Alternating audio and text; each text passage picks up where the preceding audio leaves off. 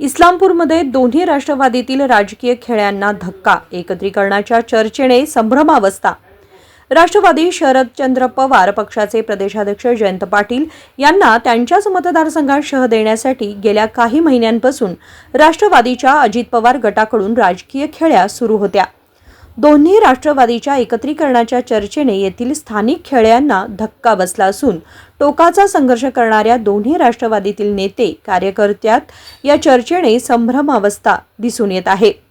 खासदार शरद पवार यांनी राष्ट्रवादी पुन्हा एकसंघ होण्यासाठी नवीन डाव टाकलाय। याचे अधिकार खासदार सुप्रिया सुळे आणि आमदार जयंत पाटील यांच्याकडे दिले आहेत। दोन्ही राष्ट्रवादी एकत्र येतील अशा चर्चेने जोर धरला असतानाच जयंत पाटील यांच्या भूमिकेकडे सर्वांचे लक्ष लागले। सत्तास्थानी ते जातील आणि मतदारसंघ व जिल्ह्यातील दोर पुन्हा त्यांच्या हाती येईल का, अशीही शंका उपस्थित केली जाते।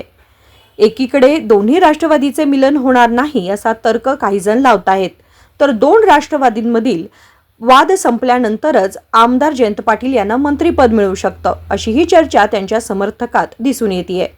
मात्र जयंत पाटील यांच्या ताकदीला आव्हान देत राजकीय खेळ्या करणाऱ्या विरोधकांच्या प्रयत्नाला अचानक या चर्चेने ब्रेक मिळालाय।